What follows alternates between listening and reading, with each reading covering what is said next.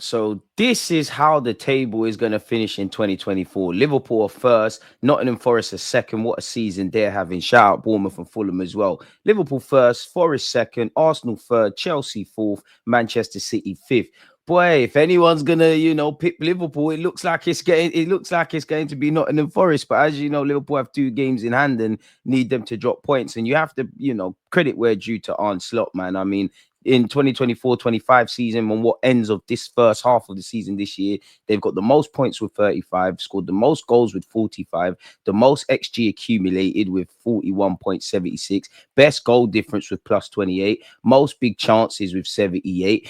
That's what gets you goals. And they're so relentless. And most shots on target. On Slot, I mean, people behave like he inherited a bunch of bums, But if you look at it for a new manager, you had 3 of your top players' contracts still running down, gave you a half-fit Chiesa, didn't, improve the depth of Liverpool. And I think this goes under the radar. He didn't inherit a bunch of bums, but I do think Arne Slot is over exceeding expectations. Now, Liverpool last 2 seasons, forgive me if I'm wrong, have finished in the top 4. So there was a building block. But many people didn't have them to be top, and the league's not done, but credit where due. They're unstoppable at this moment in time, people. And you look at their games in all comps, people. 22 goals conceded, 12 clean sheets, 68 goals. The record's got 1 L there, top of the Premier League, top of the Champions League, and probably the favourites in the EFL Cup semi-final, in which obviously I hope Arsenal get some silverware.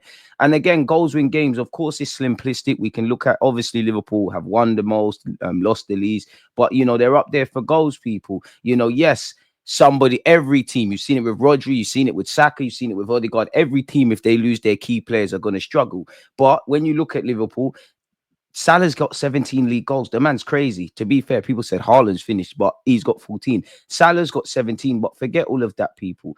Just in terms of depth and the machine we're going around, what I like about them on the pitch, they're relentless. They're creative kings. They go again and again. I don't think they're invincible. I do think there's fragilities in the Liverpool side. I'm sure their fans would agree. But they're up here. Everybody's down there. So even if they drop points, they're on a certain floor in, assuming they keep going. And you look at the creative depth around their team, people. Salah's obviously the big dog. He's got 17 goals. But you've got Diaz with 8, Gakpo with 5, Jota, who's been injury prone, with 4, couple of other players chipping in, people. Now, again, I'll care only about Arsenal, but you look at Arsenal, our top goal scorer has 7. Bukayo Saka is now injured. He's got 5. Martinelli hasn't been able to score. Somehow he's got 4. Gabriel Jesus with his 2 goals makes him our 6th top goal scorer. And we all know, big up Trossard in the goals he scored, and Gabriel Magalhaes from set pieces. Goals win games. We don't have a consistent bagsman to share the workload with Bukayo Saka. Bukayo Saka's not there. We're in issues. So I'm not saying this to give up, but this is what we're going about, people. The chance. There's just so many things we need to do better in it. There's a good base at Arsenal, but there's so much we could do better. On the transfer window in January, people, Mikel Arteta said, let's see how we get there. Hopefully the squad is going to be in a much healthier position than it is right now. But who knows? We are prepared if we need to do something. We're capable of doing something. But then that transfer window is very tricky and difficult to control. The opportunities are very limited, but we'll be there. Now, in isolation, we all know it's a difficult window. But Mikel Arteta, you said on the 1st of this year, January 2024/February 2024, we've got one of the smallest squads. As this year's about to close, this week he said the same thing. So with Mikel Arteta and the whole recruitment stuff, have we done enough? I remember last season, Mikel Arteta was saying we have to maximize every transfer market. Did we maximize what we needed to maximize in the summer?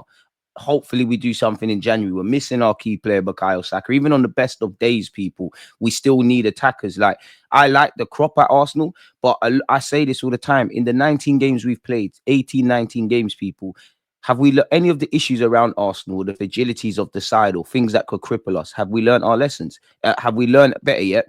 Did we learn any of this across the 19 games this season? We've known for the best part of 2 years there's issues on that left-hand side. We all have spoken about if Odegaard, Saka, and Benjamin White are missing, which our right-hand side's our bread and butter. I've got nothing against Kai. I think Kai Havertz is a good squad player.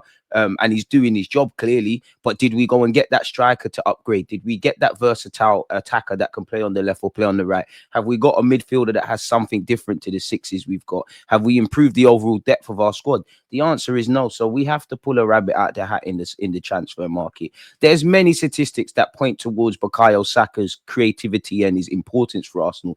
Most chances created in the Premier League. Cole Palmer's got 48. Bukayo Saka has 42. Kulusevski has 39. There's some of, you could throw Salah into this, but Those three are three of the best performing attackers at this moment in time. And it's another one. You've lost Saka, who creates your chances.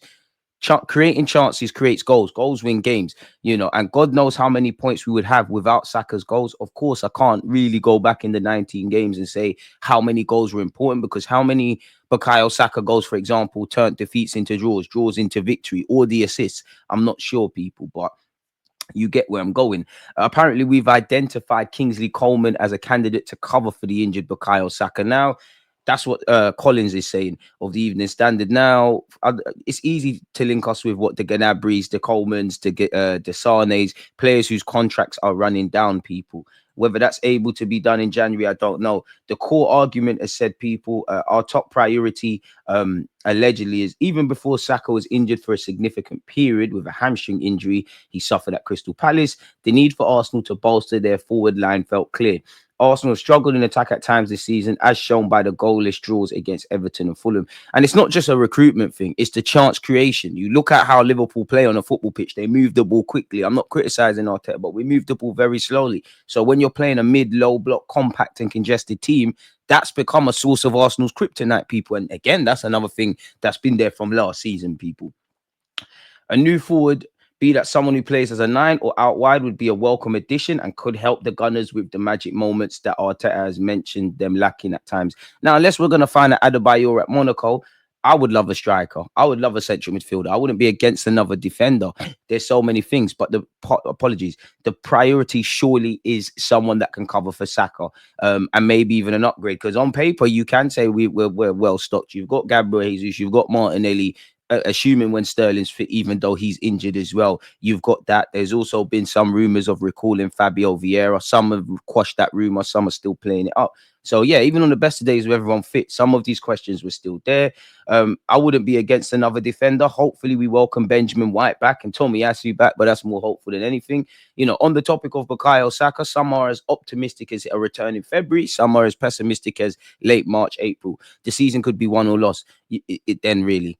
We can talk about the summer window as much as we want in 2025, and I'm not saying I don't want us to, but we're in the midst of a season now. Everything could be won or lost, and I don't necessarily think we're winning the Premier League. The Champions League is a dream. The FA Cup, we need to bring that home, but we've got a difficult test in Man United, and we're 180 minutes away from a League Cup final, but we're gonna have to get through Newcastle.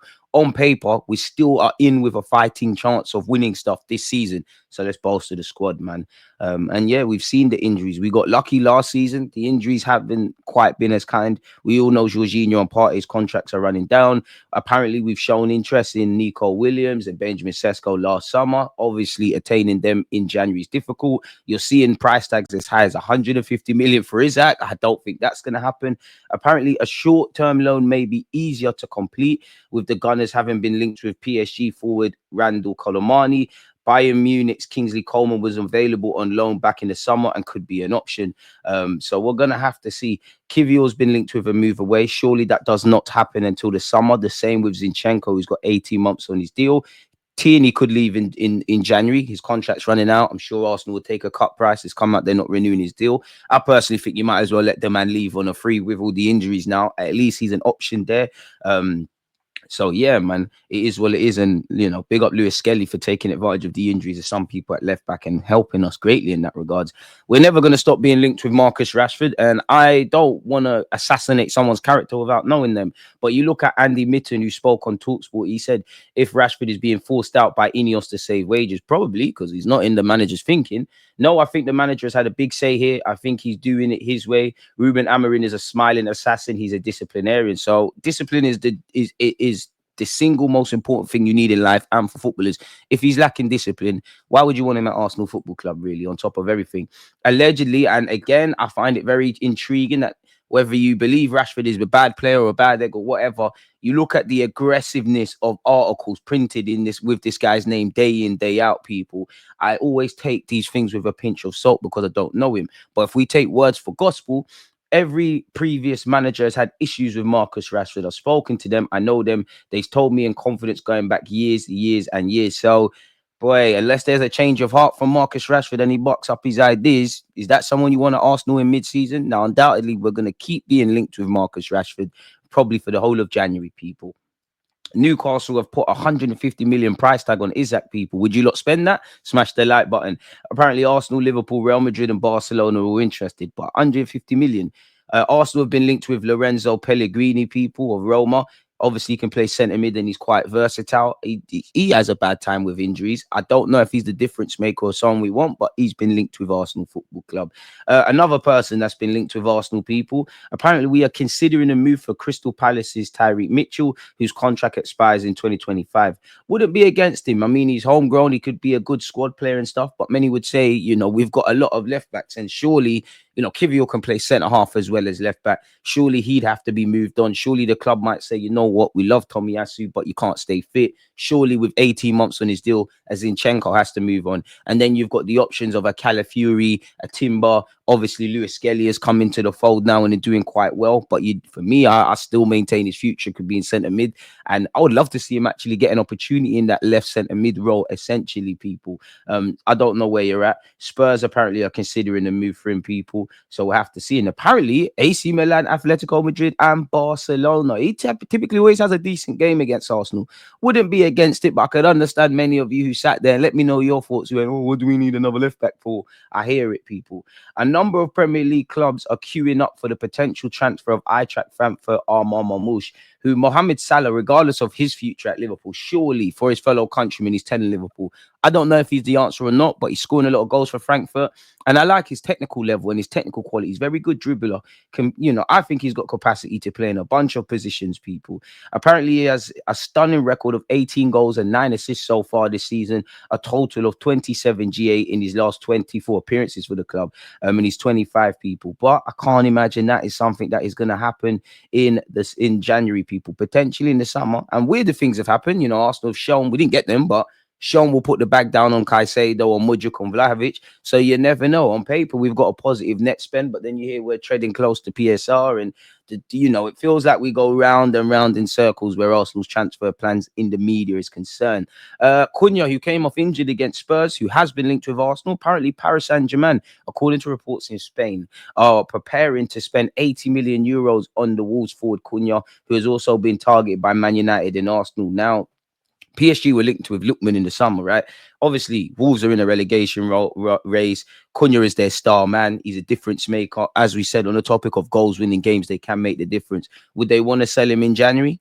But then you could argue if you really was to get an 80 million euros bid, which is about what? Maybe 68, 60, 67, 68, 69, 70 odd million. Are you going to get that in the summer for someone who's got 2 years left on his deal? I don't know. But apparently Manchester United and Arsenal, as well as PSG, are keeping tabs on him. Again, Isaac, we've gone through this. We all know we'd need someone like Isaac. We'd love the 25-year-old Swedish player at the club, people. But who knows in that regards. Arsenal are still linked with Zubamendi, but we've also been linked with Leals Boubani, who is a young player, but quality. You would have seen him against Juventus and even against City, I'm sure. A couple of big teams in the Champions League. Colomani, apparently Chelsea are moving aggressively closer to signing him on loan. Another one who's been linked with Liverpool, Tottenham Hotspur, and Arsenal, as well as Chelsea. I'm not really keen on that, but you could say beggars can't be choosers. Interestingly, with the whole Declan Rice is an 8 or 6 debate, again, let me know your thoughts. He said, I feel like I can do whatever the manager wants me to do. I've always been the best as a kid growing up as a 6. I feel really free as an 8. Arriving in the box is unnatural for me, but it gives me more hunger for goals. I like your willingness to date that. I like you in the 6, but there you have it. Apparently, Celtic are working on a pre-contract to return Tierney back home, essentially. Deserves to play football, man. Tierney, you was once upon a time a future potential captain at the club. You wore your heart on your sleeve. You was the first choice left back. 27 years of age. You deserve to play on a regular basis, man. So, yeah, man, it is what it is where Tierney's concerned. Martinelli, his manager, Mikel Arteta, said something interesting. And let me know your thoughts on this. Gabby needs people around him. He needs constant threat. He needs to always be in the last line when the ball is on his side, that he has relationships there and people close to him because he's very intuitive. He's always a threat. I think that if you're isolating too much, you're going to suffer, especially playing with a natural foot on the right. And that's things that we can evolve and improve. But hey, so what do you lot make of that, people, especially with Bukayo Saka being injured? And you'd imagine, I believe it's going to be Martinelli on the right, one of Trossard or Jesus on the left, and Kai through the middle. But if Sterling was fit, you could make a case of Martinelli on the left, Sterling on the right. Let me know your thoughts. The Athletic have said Arsenal are expected to continue their attempts to add in top emerging UK and global talent to the academy and the fringes of the first team. The club are putting in groundwork with several teenage prospects, ensuring that when they're old enough to join, they're in pole position. Fair enough, keep doing that. Once again, people, Fabio Vieira has been linked with a move away, people. And some have said, some have started tracking flights from Portugal to England. Obviously, he was left out of the match day squad. I would say he's had a mixed time at Porto. He scored some goals and got some assists, but generally he's been in and out the squad, still had injuries and not really pulled up any trees. The manager said, I have to make decisions, pay close attention to the players' performance and how they view their day-to-day activities. That don't sound promising, does it? Fabio is very talented, but talent has to be based on a series of preconditions. And when one or two of them end up falling apart, it makes everything more difficult. He has immense potential, and I have a large squad that offers me guarantees. I cannot give up on certain principles that are mine. What does that mean? I don't need to pass on any message. Fabio knows me well. We are counting on him. He'll be available to play again next week. So it is a question of making decisions. So what does that mean? Because even if Arsenal return him to even if he returns to Arsenal, sorry, he surely you're more in the Porto plans than you would be at Arsenal. You'd be a body, and we need bodies, so I wouldn't be against it. But where do you lot draw the line on that, people? Arsenal apparently reportedly still keen on a potential transfer window move for Espanyol goalkeeper Juan Garcia, who has a 25 million euros release clause. As you know, we tried to get him in the summer. Apparently, he's impressed in La Liga, and he looks like he could be a very capable backup to David Raya. Now, he's somewhat seen as someone allegedly that can challenge for the Spanish #1 jersey. Does it make sense you sitting on the bench? Because you're not like Neto, where respectfully to Neto, I'm not saying he's happy there, but you're 35, you've been around the game and stuff. This guy's just starting to play top division football, just starting to start as a top level keeper. Do you want to go on the bench for David Raya? I'm not saying you can't rule out taking his spot, and such has been Mikel Arteta's theme for goalies. You don't know if David Raya, even though I don't believe this, being devil's advocate, is going to be the long-term option, but it doesn't make sense. Some would say, does it make sense to spend 25 million on a keeper where maybe resources, if we allegedly have to watch the pennies, could be better spent elsewhere? He's the second goalie this week to be linked with us, though. We've been linked with Boca Juniors' 22-year-old shot stopper, Leandro Bray. So maybe we're looking for a younger, more long-term option that could grow to be the #1 and really challenge Raya. And you see with Brighton, not so much now, but they rotate their goalies. Maybe that could be something for us, people. I mean, it's without a doubt that we have to do something in the window, man. It's without a doubt, in my opinion. I don't think we have enough on the best of days.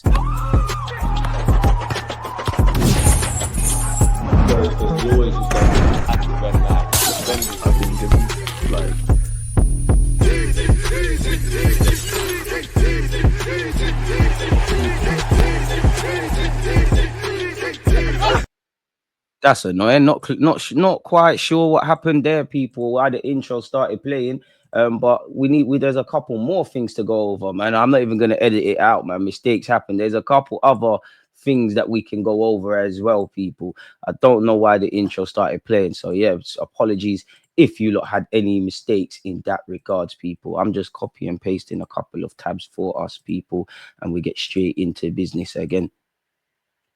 Where is it? There we go. Share my screen again. Apologies about that. We have also been linked with Leroy Sane. Sane would be willing to waive a lot of his current salary in order to get a new contract at Bayern, as he feels extremely comfortable in Munich. However, the current tendency remains that Sane's contract is unlikely to be extended unless he plays an outstanding second half of the season. So is that something we could get involved in? Been linked with Arsenal, Manchester United, Liverpool actually, and also Barcelona, as well as obviously staying at City. Thomas Partey, a lot of reports are linking Thomas Partey with a transfer to Barcelona. You'd imagine they take him on a free. He has played in Spain before, and he's having a good season in the last year of his deal, people. So I'm not sure where we're at with that. Apparently, they want to sell Frankie de Jong, which I know some Arsenal fans would be keen on, people. We have been linked with Liam Delap as well, prior, people. Apparently, Liverpool, Chelsea, and Manchester United are all interested in signing Liam Delap from Ipswich. Now, this is reactionary based off the Leicester game, people, but could it make sense to sign James McCaitry from Manchester City if they are willing to do business, because he struggled for football? But yeah, people, man, apologies for the technical difficulties. Do make sure you've smashed the like button and all of those good things. Don't get away without subscribing and letting me know your thoughts. Leave a comment, man. Let's help the YouTube algorithm grow our platform to 70k. DG Nation, peace.